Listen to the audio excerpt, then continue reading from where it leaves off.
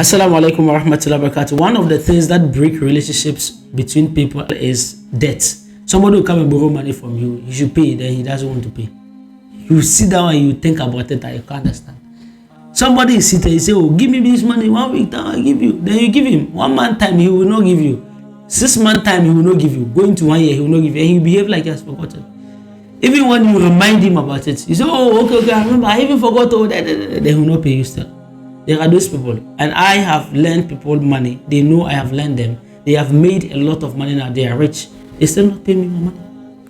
I don't know if they think I've forgotten or they think, well, me, I've not forgotten. I hope you understand. So, a lot of people are really disappointed in helping others. Some, they will come and tell you, oh, you are going to market. And when you go, remember, if you get this thing, buy it for me. Then when you go, you saw the thing. And then you actually bought it for the person. Now, when you come, the person give money, say no, oh, I'll give you in the evening, oh, I'll give it tomorrow, oh, I'll give you, somebody just owe me money, oh. When he come out, collect and give you, and he will take it and then he will not give you. There are some who, when you are selling something, they will actually come and buy it on credit. Then when you follow them to take the money, it becomes a fight. Now this is how I handle my people. Maybe probably you might also learn from that. When someone comes to borrow stuff from me, number one, if I just know this person is not trustworthy, he's not somebody who is good, people are always talking about him that he borrow money, doesn't pay.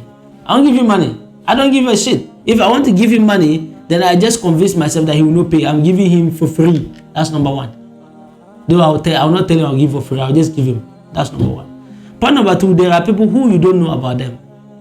So this one, you have to test them. And I'm not saying that this test you take them through will guarantee whether they'll pay you back your debt or not.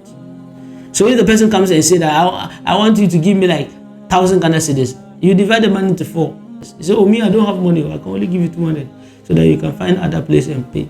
So you give the 200, knowing that this person, he might pay me, and if he doesn't pay me, I've given him sadaqah. That's it. So when you give it out, then the person pays back. Then you keep trying him in different. If the person keep requesting or he keep needing, then you keep supporting him different ways. In that case, I think in the long run, you'll be able to establish some faith in the person and maybe give him something bigger.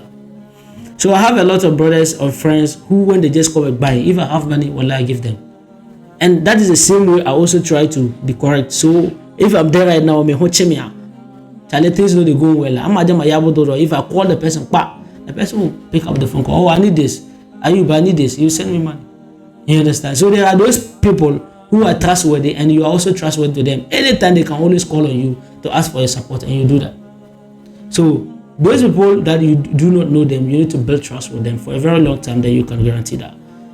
And then there are some, you borrow them money, then they know you borrow them money, then again they'll come back again to ask you to help them again. So you have already lent the money, the person some money, and the person has not paid. He has not even discussed about the money. He has not even tell you, oh, something he has not even tried to talk about the money. Then the person will behave like he has forgotten and expect you to also forget. And you come another time and come ask for the money. And some of them, when they come, they say, oh, your other money, I've not forgotten, but I still need your help. I want you to give me those ones. If you want to give money, no, you are just giving sadaqah. You understand?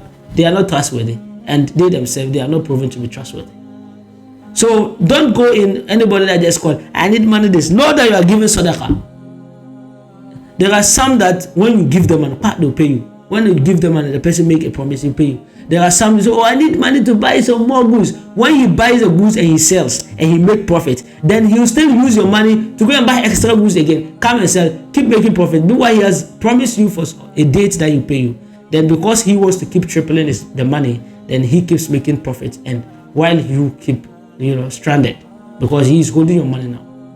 So if you want to help people, just try to study the people, number one, and point number two, when you have develop trust in the person, you can help the person. And number three, to try to document.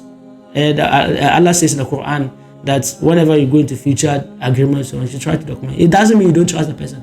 If the person someone comes to borrow money from you and you have to document it. Tell the person to write, or you write, I'll give you this money today, you pay me this, you pay me on this date. We don't take interest, we are Muslims.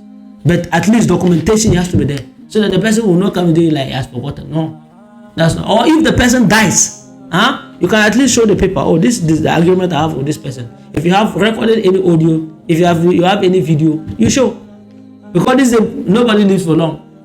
So you have to try to document with paper. We have audio, we have video, everything has to be papa.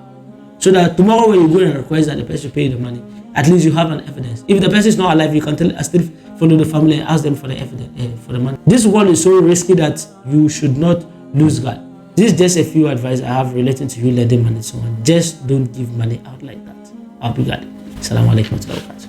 Are you looking for a genuine place to buy a land in Ghana? A land where you will not have any problem with any chief or land guard? Kindly contact Onomos Realty to buy a land somewhere around Kaswa South at Seaside Estate. Their land is amazing with land title. Contact them now.